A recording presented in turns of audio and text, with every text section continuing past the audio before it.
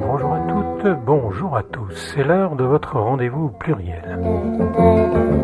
Radio Rennes installée aujourd'hui au Victoria. Émission animée par Ronan Manuel et Loïc Turmel. À la réalisation technique, Sébastien Lemercier et Philippe Traîneau.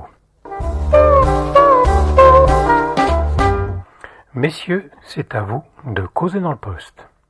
On y va, alors on va causer. Bienvenue, c'est Pluriel, le magazine historique de Radio Rennes qui fête donc cette année les 40 ans des radios libres et les 40 ans de Radio Rennes. Gaby Aubert a créé cette radio en se disant qu'il voulait faire le pop club au quotidien. Eh bien, on y est, au pop club, ou presque, et Gaby est toujours aux manettes. Alors pour la première fois avec un public et un bar, un café ouvert, mais pour la 4e édition, nous sommes au Victoria, hôtel-restaurant de l'avenue Janvier, où nous accueille Gérard Jubot et l'équipe de Place de la Gare. Et je ne suis pas cette fois avec Yvon Le Chevestrier, qui est là d'ailleurs parmi nous, mais avec Loïc Turmel, qui lui fait partie du canal historique de Radio Rennes. Bonjour Loïc. Bonjour Ronan. Ça va bien ? Ah ben ça va, oui. Je crois qu'on va passer un assez bon moment pour évoquer 40 ans de musique à Rennes, avec tout plein d'invités qui ont connu, pour presque tous en tout cas, ces 40 années. Et tout cela, vous pourrez également le retrouver en images, parce que c'est dans l'air du temps de toute façon. Il me faut des images parfois à la radio, et Gérald Nimal est là pour nous en offrir. Sur la chaîne YouTube de Radio Rennes, vous pourrez nous y retrouver. Et maintenant, chrono en main, je laisse la main à Loïc et à tous nos invités. Salut Alan. Merci Ronan. Donc premier invité aujourd'hui, effectivement, Alan Stivell, bonjour. Bonjour. Et effectivement ravi de te retrouver à ce micro, parce que tu fais partie des invités historiques, hein. On s'est rencontrés plusieurs fois quand même. Et on va retourner 40 ans en arrière. Début des années 80. Alors quels sont les souvenirs musicaux qui sont attachés à cette période pour toi Avant les souvenirs musicaux, j'ai envie de parler des souvenirs par rapport aux radios libres. Parce qu'il y a quand même des choses assez marrantes qui se sont passées à l'époque, quoi. Notamment, j'ai le souvenir, par exemple, je crois que c'était Radio Nova, à l'époque, avant 81. Donc du coup, on se donnait un rendez-vous quelque part, en secret, et on allait quelque part à un endroit secret faire l'émission. Vous avez ce souvenir-là aussi, oui. Je ne sais pas. Déjà, c'est assez marrant de ce souvenir-là. Ensuite, les radios libres, à la même époque, on oublie parfois peut-être que les radios libres ont démarré plutôt en Italie. Et si aujourd'hui, vous voyez pas mal d'Italiens, par exemple, à l'Interceltique, c'est grâce aux radios libres italiennes. C'est-à-dire vers 77, entre 77 et 80, moi, j'ai été promu par les radios libres italiennes, un peu à l'encontre des grands médias italiens. Et du coup, j'étais comme plébiscité. Et du coup, il y a une énorme partie de la jeunesse italienne, celle qui n'était pas trop pour la musique très commerciale et tout ça, ont opté. Et puis, du coup, je passais énormément partout. Et donc, du coup, j'ai pu presque bras dessous ramener des milliers d'Italiennes en Bretagne l'été suivant, quasiment, quoi, en 80. Et c'était les radios libres. Puis un autre aspect peut-être par rapport aux radios libres, c'est après... alors, je vais peut-être un petit peu vite, peut-être, non ? Non, on est libre. J'y vais comme ça, quoi. Et c'est l'évolution après qui a pour certaines pas mal de radios libres. Par contre, c'est peut-être l'autre aspect des choses. Alors, c'est pas Radio Rennes, bien entendu, mais pas mal de radios libres qui avaient le nom libre encore, par exemple, ont imposé un centralisme jacobin à toute la Bretagne et toute l'Occitanie, etc., qui fait que les personnes qui ont fait la promotion de la non-diversité culturelle et de faire disparaître les accents, ce sont les radios beaucoup de radios dites libres, en fait. Et ça, c'est assez extraordinaire. C'est-à-dire que je ne pense pas qu'il y a eu tellement d'analyses sur ce sujet-là. En fait, que c'est ni les grands médias, c'est pas RTL ou d'autres radios qui ont imposé ce gommage d'accent, et toute cette évolution où on interviewe aujourd'hui Enfin, moi, c'est pas moi qui ai fait l'interview, mais quand on interviewe des jeunes lycéens, des jeunes étudiantes, qu'est-ce qu'on entend à Toulouse ou à Brest? Maintenant, on n'entend plus du tout d'accent. Et ça, c'est grâce, entre guillemets, à l'évolution d'un certain nombre de radios libres. Voilà, donc il y a deux aspects. Ouais. Alors, tu parlais des radios libres en Italie. Est-ce que tu as ressenti la même chose en France au début des années 80? Alors, est-ce que tu t'es senti plus diffusé? C'est pas tout à fait pareil parce que l'approche est très, très différente, bien sûr. Parce que finalement, moi, en Italie, il va de soi que je bénéficiais d'un léger exotisme que je ne pouvais pas bénéficier ici. Et du coup, à 3-4 ans près, ou même un peu plus, une petite dizaine d'années près, la perception était tout à fait différente. Et même, si on pourrait presque s'appriser, on pourrait presque s'en amuser aujourd'hui. Parce qu'à l'époque où Angelo Branduardi a démarré, du coup, qu'est-ce qui s'est trouvé? C'est qu'à la même époque, j'étais considéré comme un super mec, presque, un musicien. Et puis Angelo Branduardi comme un vulgaire truc commercial, etc. en Italie. Et puis c'était exactement la période, c'était exactement l'inverse pour pas mal de gens en Bretagne ou en France, où moi je commençais à apparaître comme un espèce de suppôt du capitalisme musical, etc. Et puis Angelo Branduardi apparaissait comme quelqu'un d'alternatif, etc. Et donc là, il y a aussi une anecdote qui est assez marrante, cette opposition-là. Mais effectivement, le vécu n'est pas du tout le même et le décalage sur les années change un petit peu la donne. Alors on va t'écouter, évidemment, Alan. Loïc a choisi des titres qui illustrent un petit peu. On va avoir beaucoup de musique en direct pendant ces deux émissions, aujourd'hui et demain dans Pluriel sur Radio Rennes, mais des titres que tu as choisis, Loïc, en fonction de ces années. Et celui-là, eh bien, il a 40 ans. Il a 40 ans, il est sorti effectivement en 1981, son titre en français, donc Terre des Vivants, ton 9e ou ton 10e album, je crois. Le nombre, je ne sais plus. Oui, à peu près. Je ne suis pas bon en mathématiques. Alors, ça s'appelle le Q-Kelst Fiesta. Oui. Une fiesta interceltique, en gros, quoi. Ouais. Eh ben, on va l'écouter tout de suite. Et ça se passe sur Radio Rennes.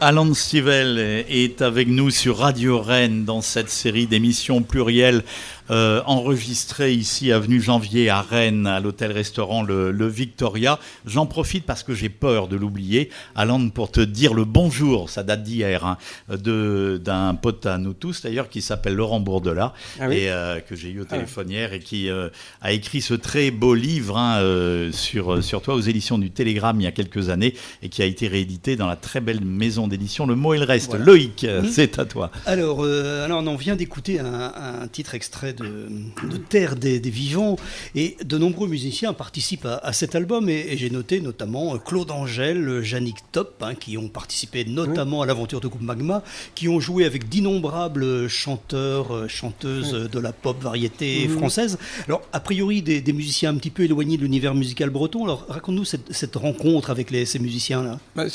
Dans chaque album, il y a toujours une démarche qui est toujours très très différente. Donc là, c'était cette démarche-là, en fin de compte, c'était un pari un petit peu, quoi. Quelque chose de très très écrit, avec des invités qui n'étaient pas forcément justement, ou même pas du tout, impliqué dans la musique celtique ou la musique bretonne, mais justement ces contacts-là, c'est vachement intéressant, quoi. Hein, et ça correspond en fait à ta volonté, je te cite, d'universaliser la musique bretonne. Bah, de toute façon, c'est sûr que la Bretagne est là au centre, et puis l'univers entier tout autour. Hein. Alors nous, c'est bien connu. Je regarde ça de mon petit, de mon nez, quoi. Et en fait, autour de ça, pas de mon nombril, mais c'est ça. On est en Bretagne, et donc on a le monde qui est tout autour. Donc ce monde, il y a rien qui doit, il y a aucune barrière, aucune frontière qui doit arrêter qui que ce soit, quelque vibration qu'il soit. Parfois, on est obligé quand même d'en repousser certaines parce qu'il y a quand même des fois des vibrations.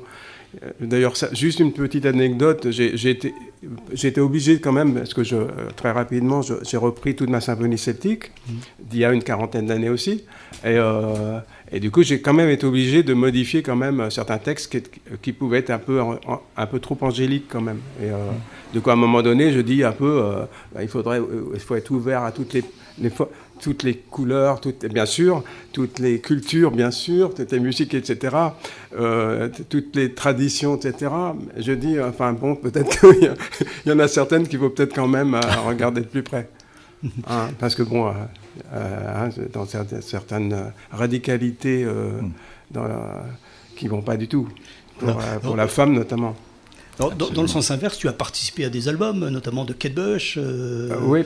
Hein, en fait, elle a même accepté de faire un échange standard, en fait, hein, puisque j'ai été invité sur Central World par elle, et puis donc après, un début de participation sur The Miss of Avalon, mais la maison de disques n'a jamais donné son accord, donc il y a eu une maquette simplement avec elle, et puis j'ai pu quand même, comme elle avait enregistré et produit Kimiad, qui était qui a été finalement repris dans l'album Again, et donc elle a pu avoir sa présence plus que symbolique. Et l'aventure continue, parce que sur ton dernier album, Human Cult, on note la présence de Francis Cabrel ou Bob Geldof, par exemple.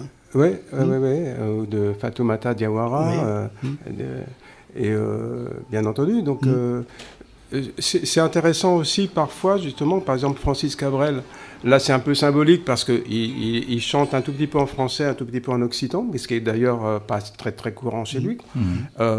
Mais justement, je pense que toutes les passerelles sont importantes, quoi. Des passerelles avec des chanteurs français, des interprètes français, c'est aussi, ça me paraît très très important. Je pense que peut-être que les passerelles par exemple, avec des chanteurs ou avec des Français ou des Françaises, je pense que ça permet peut-être d'être encore plus radical, peut-être par certains côtés, parce qu'on a montré qu'en fait, qu'on a cette ouverture-là, et qu'on aimerait bien quelquefois que l'ouverture soit dans les deux sens.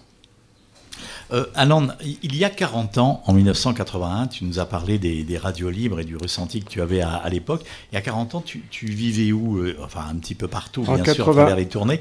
Mais est-ce que tu étais à Langonette? Est-ce que tu étais près de Rennes? J'étais à Langonette, Et puis, quelques années après, je suis revenu plutôt à Paris pendant un certain nombre d'années, même si on faisait des allers-retours sans arrêt. Mais c'était quelques années, 6 années.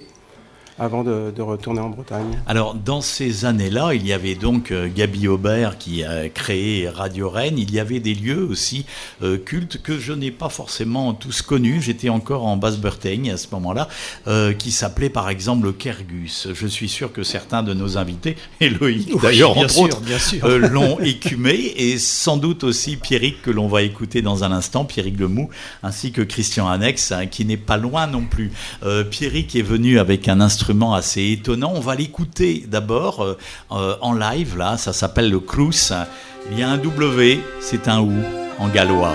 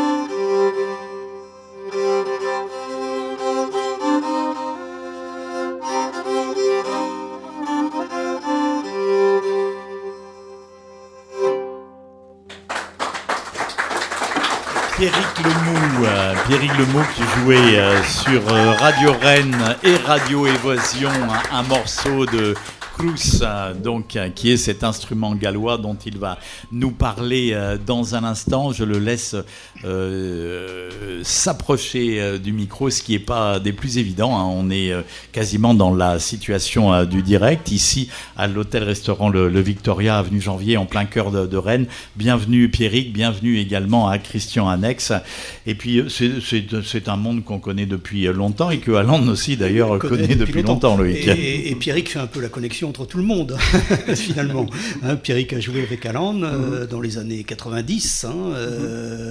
Pierrick a joué aussi avec Christian dans le groupe Gwenva qu'on va écouter tout à l'heure. Et puis il y a une autre connexion entre vous deux, Christian et Pierrick, c'est Monterfil. Ah oui, la fameuse fête de Monterfil, créée en 1976, l'année de la sécheresse, donc c'est un bon point de repère. Avec 5 ans après, en 1980, la création de la fameuse godinette, pour marquer les 5 ans de la fête. Et depuis ce temps-là, je crois que tout le monde en profite et en bénéficie. Un mot, Pierrick, si tu veux bien quand même nous parler, parce que peut-être certains d'entre vous qui nous écoutez ou qui êtes là en direct, vous connaissez cet instrument, mais il faut quand même peut-être le décrire, le présenter, cette espèce d'étrange ancêtre ou pas d'ailleurs, ou cousin du violon. Oui, ça fait partie effectivement des anciens cousins du violon. Alors c'est en fin de compte, ce clou, c'est une lyre avec un manche, tout simplement. Et c'est vrai que ça remonte au moins au 7e, 8e siècle. On sait qu'à partir du 9e siècle, on a des traces écrites que les plus grands joueurs de Crous sont gallois, mais sont bretons. Et donc les joueurs de Crous bretons parcourent l'Europe occidentale, les cours, et donc c'est un instrument vraiment ancré dans la tradition bretonne, et on retrouve nombreux écrits sur c'était pas une tradition, hein, parce que c'est un instrument comme la harpe qui était plutôt interprété par des musiciens spéciaux à la cour, hein. On était harpeurs de père en fils.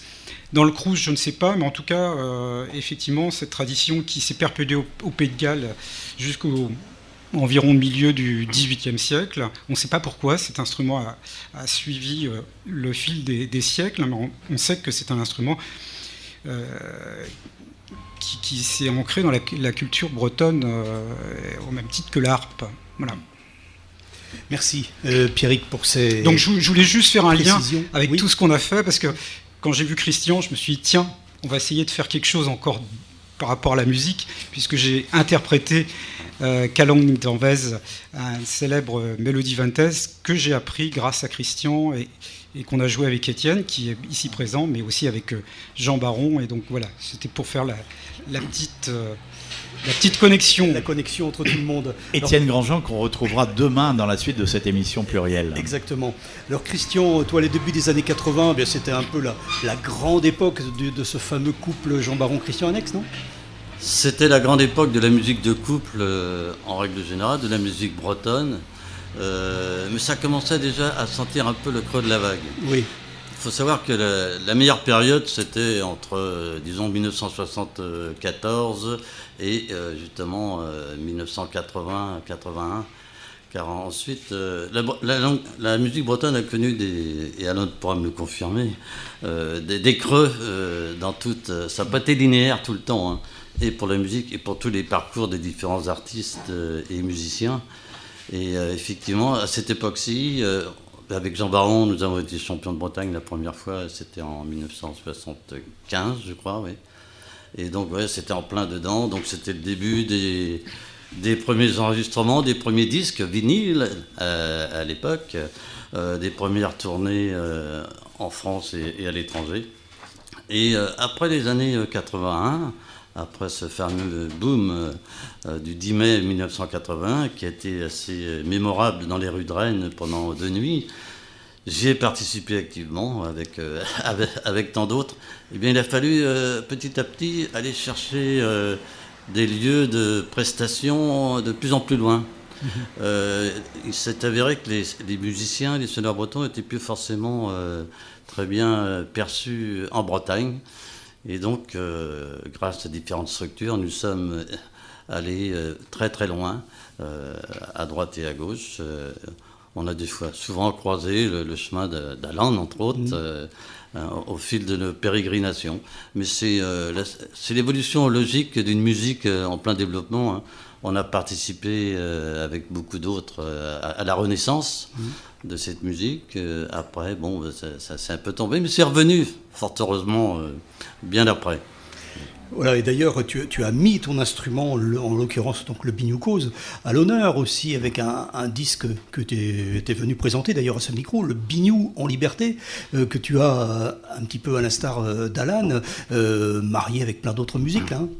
Oui, disons que là, je pensais qu'à cette époque-là, ça fait déjà quelques années, la boucle était bouclée, quoi. C'était montrer effectivement que le Biniou-Cause ne se cantonnait pas en tant que compère servile, entre guillemets, de la bombarde, mais bien au contraire, le Biniou-Cause est un instrument à part entière. Et à partir de là, pendant toutes ces années de pérégrination, j'ai rencontré des musiciens, comme beaucoup, et donc en moi, j'ai germé l'idée de rencontrer un certain nombre de ces musiciens, de ces instruments, de ces esthétiques musicales, de ces pays différents, pour à chaque fois faire une approche du Biniou-Cause vers cette culture, vers cet instrument ou vers ce musicien. Et ce qui a permis des rencontres assez détonnantes et qui surprennent quand on prononce le nom Biniou-Cause, on ne s'imagine pas toute la possibilité, tout le potentiel qu'il y a avec cet instrument qui revient de loin. Parce que si on ne remonte pas si loin que ça, le Biniou-Cause, est-ce vraiment un instrument de musique? Est-ce que le Biniou-Cause joue accordé?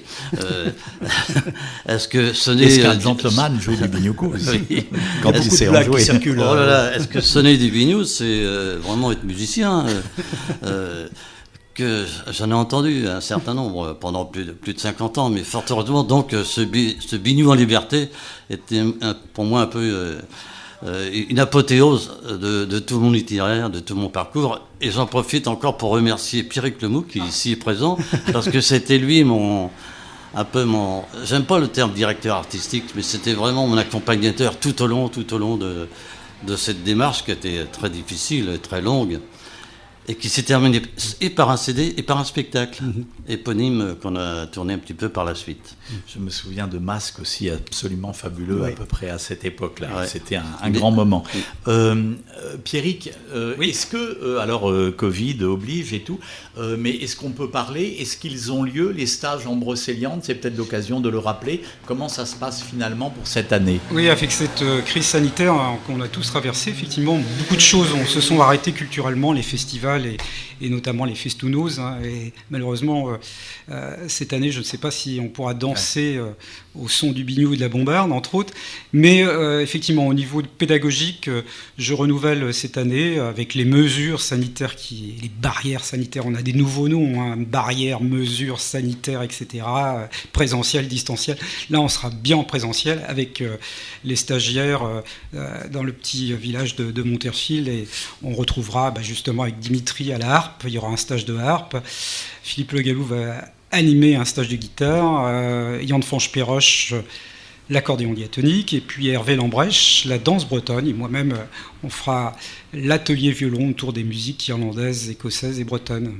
Eh bien, on va vous écouter dans le groupe Gwenva. C'est Oui. Toi qui as choisi le titre, Oui, Loïc. le groupe Gwenva qui a Hilary enregistré Degabot. 2 albums, qui était un peu la rencontre de 2 couples qu'on rencontrait beaucoup, Baron Annex et le Mourant-Jean. C'était la rencontre de musiciens et la rencontre d'instruments aussi. Hein, on a voulu marier et rapprocher les instruments emblématiques de Basse-Bretagne, donc le Biniou-Cause et la bombarde, et ceux de Haute-Bretagne, l'accordéon diatonique et le violon.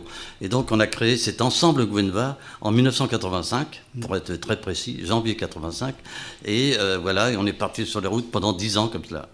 Eh ben, on va vous écouter tout de suite et puis on va continuer à parler de Place de la Gare qui nous accueille ici dans un instant et puis de tous ces 40 ans de musique à Rennes, sur Radio Évasion, avec Alan Stivell qui nous accompagne pendant ces 2 émissions, avec Gérard Delahaye que l'on retrouvera tout à l'heure, avec Christian Annex, avec Étienne et Gaëtan Grandjean, avec Pierrick Lemou. Vous êtes sur Radio Rennes et vous avez raison, on écoute Gwenva.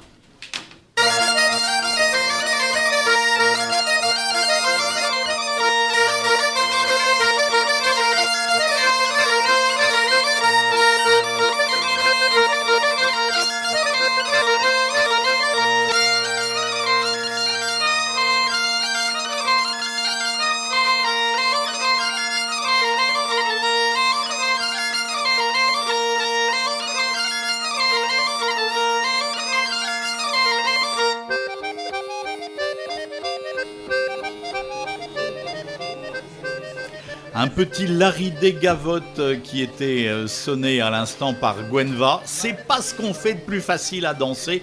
Il y a même des concours d'ailleurs dans le pays de Pontivy. Il y a du larivote, comme disent certains. Tiens, allez, spéciale dédicace à un maire du côté de Mur de Bretagne. À suivre sur Radio Rennes et sur Radio Évasion dans cette émission plurielle un petit peu spéciale ici à l'hôtel-restaurant Victoria. Eh bien, on va parler de nos partenaires et amis Place de Bretagne avec la crêperie L'Épi de Blé. Philippe Delaunay, bonjour. Bonjour. Et bienvenue. Merci. Écoutez, quand on a à sa table Gérard Delahaye, Christian Annex, Étienne Grandjean, Pierrick Lemou et puis Alan Stivell, on se dit que parler de crêpes... ça peut être futile. Hein, voilà. Non, pas futile. Surtout au pour un contraire, grand monsieur comme au contraire, c'est un mariage évident. D'abord, juste une question et une réponse en 10 secondes, Alan. Est-ce que tu es un mangeur de crêpes? Oui. Ah oui, bien sûr. Blé noir, froment Les deux. Les deux, bien sûr, selon salé ou sucré. Philippe Delaunay, la passion de la crêpe, ça vous vient d'où? Moi, je suis de Rennes, en fait. Hein. Je suis du pays rennais. J'ai 30 ans de cuisine, 20 ans de galette. Donc, la galette saucisse, dans toutes nos kermesses quand on était gamin, enfin voilà quoi. La galette, ça reste la galette. Et puis, c'est le plat breton, par excellence. Vous avez fait un cursus particulier. On sait qu'il y a une école des maîtres crêpiers en Bretagne. Vous l'avez fait ou bien Non, vous êtes moi, c'est venu l'école de la vie. J'ai Ouais. appris sur le tas avec des gens très compétents. Et bienveillant aussi, et en fait, voilà quoi. Après, c'est une question de motivation. Alors, vous êtes crêpier à l'Épi de Blé. Quand on sort de la gare de Rennes, quand on débarque en Bretagne, même si historiquement on est en Bretagne un peu beaucoup avant quand même, hein, si on marque les frontières de Névénoé, de Nominoé et d'Erispoé. Mais quand on arrive à Rennes, quand on connaît pas du tout la Bretagne, on se dit tiens, la première crêperie, elle est là en face de nous, elle s'appelle l'Épi de Blé. C'est ça. Qu'est-ce que c'est la meilleure que vous allez conseiller? La galette beurre, la plus simple. Déjà, commencez votre repas par une galette beurre. C'est du beurre salé, bien sûr. Et puis, voilà, déjà. Et après, vous pouvez faire plaisir avec autre chose. Andouille, bien sûr, l'andouille de Bretagne. L'andouille de Guémené aussi, on peut avoir. Et après, une crêpe sucre. Et une crêpe sucre, la beurre sucre. Ouais, finir avec ça. La beurre sucre, bien sûr. Parce que bon, et celle que vous préférez pour vous et celle que vous préférez faire? ça restera indéniablement la complète, mais dans toutes les crêperies de France et de Navarre, en fait, ça restera toujours la complète. Rappelons-le à ceux qui nous écoutent de Calcutta. Donc de l'émental français, fromage, du jambon et de l'œuf, et puis c'est tout, hein. Rien de plus, hein. Et en avant Guingamp. Hein. On flambe quelquefois aussi, quelques fromages. Oui, il y a toujours la petite crêpe Suzette avec un petit beurre d'agrumes, ou alors la fameuse Grand Marnier, chocolat Grand Marnier. Ouais. Enfin, on flambe encore, un peu moins, mais l'hiver surtout. Ouais, c'est une saison où l'on flambe volontiers. C'est ça. Et puis là, en ce moment même, on a et envie puis, de flamber. Là, tout le monde flambe. Ouais. Bon, en tout cas, vous êtes ouvert. Oui. L'Épi de Blé est ouvert, place de la Gare, donc, et ça fait partie du label Place de la Gare qui nous accueille ici d'ailleurs. Merci beaucoup, Philippe Delaunay. Vous êtes ouvert là tout à l'heure. Vous ouvrez à quelle heure on continue là. On est ouvert. Là, vous pouvez sortir d'ici et on prend l'apéro, on y va. Là. Exactement. Vous nous écoutez, vous y allez, on s'y retrouve, la Bolée là-bas. Merci beaucoup. Merci à vous. Delaunay. Merci infiniment. Vous restez avec nous si vous voulez, bien évidemment ici. À bientôt. Et on continue bien sûr avec Loïc Turmel. Merci Ronan, et puis là, on a vraiment envie de manger des crêpes et des galettes ce soir. Alain, on parlait tout à l'heure des années 80, Christian le disait également, un petit peu creux de la vague. Alors, pour la musique bretonne. Alors attention, parce qu'en fait, il y a deux aspects en fait, en même temps. En fait. C'est qu'il y a un aspect passif et un aspect actif. Et on oublie l'aspect actif, c'est-à-dire que, bien sûr, on ne va pas nier que, par exemple, il y a eu une ringardisation des années 70, c'est-à-dire qu'on change de décennie, c'est déjà un petit peu comme une nouvelle génération, une micro-génération, et donc du coup, il y a forcément, c'était déjà le grand frère qui aimait ça, qui allait au Fest-Noz, etc., et puis tout d'un coup, le plus petit frère, c'est le petit frère. Donc, il y a quelque chose de tout à fait naturel pour ça. Il y a un aspect actif, c'est-à-dire que personnellement, par exemple, j'ai quand même fait presque malheureusement j'ai passé beaucoup plus de temps en fait à communiquer. Je ne vais pas dire que c'est mal de communiquer ici, mais le fait est que j'ai passé énormément plus de temps de communication sous toutes ses formes qu'à la musique, de très loin. Et du coup, il y a un moment donné, donc grâce peut-être à cette communication, je suis devenu quand même populaire. C'est difficile à nier, quoi. Et donc par un très grand public, etc. Moi-même, j'en ai quand même eu forcément un peu fatigué déjà d'espèce d'idole des jeunes, tout ça. Ça m'a quand même fatigué. Donc un peu cette espèce de demi-retraite. Enfin, c'était demi-retraite à Langonette, etc. Donc, j'étais plus sur le terrain en train de slalomer dans Paris d'un feu rouge à l'autre pour être le premier, pour ne pas rater un rendez-vous avec l'éditeur, l'imprimeur, l'attaché de presse, etc. Ne pas rater un interview, etc. Le faire un maximum, etc. Tout ça, ça faisait partie d'une sorte c'était presque un combat, quoi, qu'il fallait aller vite et faire connaître à un maximum de gens en peu de temps, quoi, tout ça. Et à un moment donné, il y a une fatigue, évidemment. Donc cet aspect-là, ça a joué, bien sûr. Enfin, semi-retraite, effectivement, parce que pendant cette période, il y a quand même eu énormément de tournées à l'étranger. Et puis alors, attends, du coup, dans un sens, pour compléter un petit peu, il y a aussi après sur la création artistique. C'est-à-dire qu'à un moment donné, je parlais d'idole des jeunes. Donc ça veut dire aussi communication, aussi où je vais choisir dans mes envies musicaux des choses, en fin de compte, qui me plaisent à moi, mais qui sont peut-être plus faciles pour beaucoup de gens, notamment de ma génération, les côtés qui sont par exemple le plus rock, etc. Et à un moment donné, qu'est-ce que je vais faire ? Ce qui m'intéresse, c'est pas juste d'une espèce d'idole des jeunes folk rock, c'est quand même de communiquer quelque chose. Donc à ce moment-là, se dire, maintenant, je vais essayer d'être pédagogue. Et je vais profiter de ma place, en fait, pour faire connaître. Alors, j'avais déjà commencé, mettons, avec un Renaissance d'art celtique, un aspect presque plus classique, mais à un moment donné, c'est faire connaître les poètes bretons du XXe siècle. À un moment donné, c'est faire connaître l'histoire de Bretagne. Avant, c'était Elangonette, c'est montrer que le retour aux racines, etc. Tout ça, c'est le mythe arthurien, etc., etc. Donc il y a un côté un peu école, c'est rattrapage un petit peu des chapitres précédents. Et donc tout cet aspect-là, ça devient peut-être plus difficile peut-être pour les grands médias de me suivre en fait d'une certaine manière. C'est pas dit que c'était pas possible. Moi je crois, parce que je voyais bien dans les concerts que je donnais. On voyait bien que ce soit la concierge ou l'universitaire, ça marchait bien. Donc, je veux dire, les grands médias auraient pu suivre, ils l'ont pas fait. Et donc, il y a tout ça, en fait, qui a joué d'une manière active, en fin de compte, pour cette certaine baisse qu'il y a eu en Bretagne et Hexagone. Et puis, n'oublions pas que c'était l'année 80, c'était mes plus grands concerts à l'étranger. Oui, c'est ça. C'était les stades, etc. Et 14 000 personnes à Rome en 80. Et après, donc, les tournées aux États-Unis, partout, ont continué tout ça dans les années 80. Donc c'était pas non plus d'une manière absolue un reflux total. Mais effectivement, il fallait en Bretagne attendre. Et donc on a tous peut-être ressenti ensemble, en fin de compte, je suis un peu long peut-être, non, on a ressenti ensemble sur la fin des années 80, il y avait concomitance, c'est-à-dire que 20 ans après, il était en train de se repasser la même chose. J'aime beaucoup les coïncidences et donc moi, exactement 20 ans après ma signature chez une multinationale en 67, 20 ans après, je signe avec une maison de disques qui va assurer, comme une sorte de deuxième vague, en fait.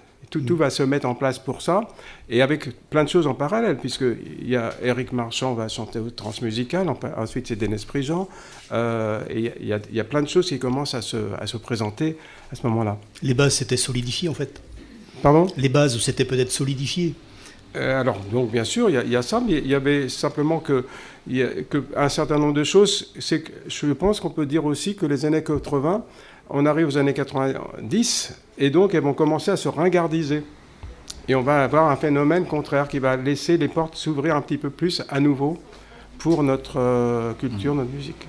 On continuera à en parler, bien évidemment, demain dans Pluriel, toujours ici à l'hôtel-restaurant Victoria, avec Place de la Gare, qui sont nos partenaires dans cette série d'émissions, et avec Loïc Turmel, et avec Alain Stivell, et avec nos invités demain, et un invité que l'on retrouve également demain, mais que l'on retrouve tout de suite.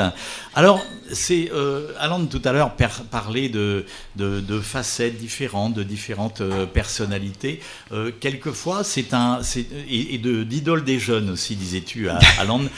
L'idole des jeunes, sans aucun doute, Gérard Delahaye, il est depuis le Crabe Vert, jusqu'à aujourd'hui avec les Pirates que tu vas nous faire. Et puis il y a Gérard Guilloux qui est quelquefois plus sombre, plus dramatique, plus poétique, plus ou non d'ailleurs, ces deux personnages.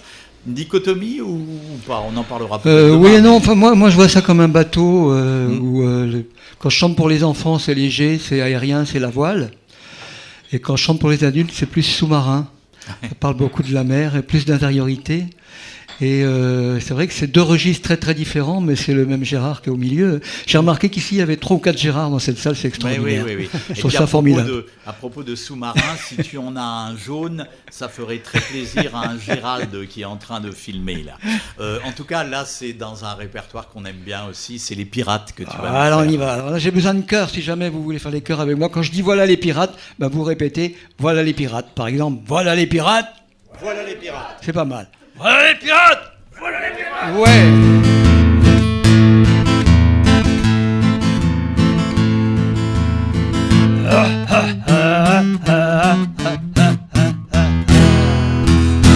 Pavillon noir et tête de mort, voilà les pirates.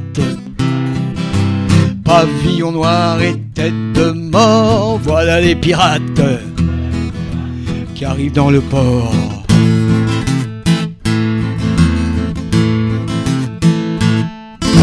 Ils sont cruels, ils sont méchants, et sous leurs ongles, ils ont du sang, c'est le sang des petits enfants. Ils aiment les coups et la bataille, quand ils se battent ils font pas de détails. D'abord on tue, après on parle. Pavillon noir et tête de mort, voilà les pirates. Pavillon noir et tête de mort, voilà les pirates qui arrivent dans le port.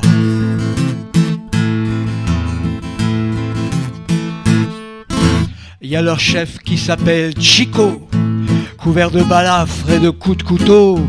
Sur son œil, il a un bandeau.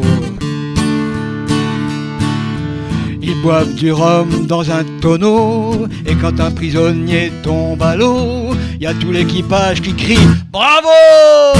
Bravo !» Pavillon noir et tête de mort, voilà les pirates. Pavillon noir et tête de mort, voilà les pirates qui arrivent dans le port.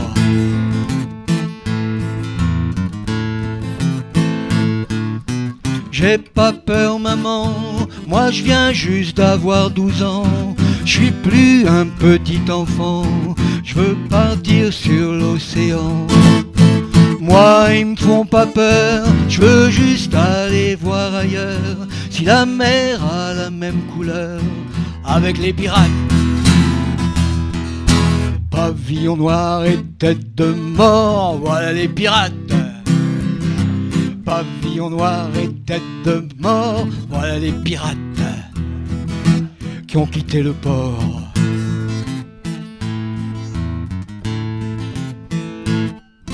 Sa mère ne l'a jamais revu, juste une photo dans une revue, le jour où il a été pendu. Belle histoire ça. Sa mère ne l'a jamais revu, juste une photo dans une revue, le jour où il a été pendu. Pavillon noir et tête de mort, voilà les pirates.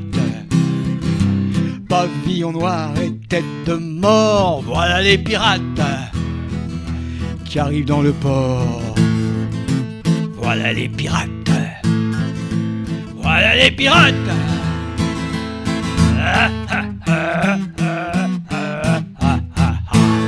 Voilà les pirates. Voilà les pirates. Gérard Delahaye avec Merci. nous sur Radio Rennes, ici et sur Radio Évasion, avec Place de la Gare, d'ailleurs la gare n'est pas loin, vous entendez peut-être des valises à roulettes qui passent ici, avenue Janvier, ça fait partie de ce qu'on appelle un live. Alors avec nous et demain également Alan Stivell, avec nous également demain Gérard Delahaye, et puis on a entendu Christian Annex et Pierrick Lemoux, demain c'est Étienne et Gaëtan Grandjean qui nous rejoindront également, et puis Loïc Turmel, a priori il sera là demain. Je serai là demain, Loïc, hein, oui, normalement, bon, bah, si alors, tout va bien. on va faire comme ça, on va en rester là, hein. Vous restez avec nous sur Radio Rennes parce que vous l'avez remarqué, hein, on est de mieux en mieux et puis on se retrouve demain dans Pluriel qui fête quand même 40 ans comme Radio Rennes et comme vous peut-être. À demain.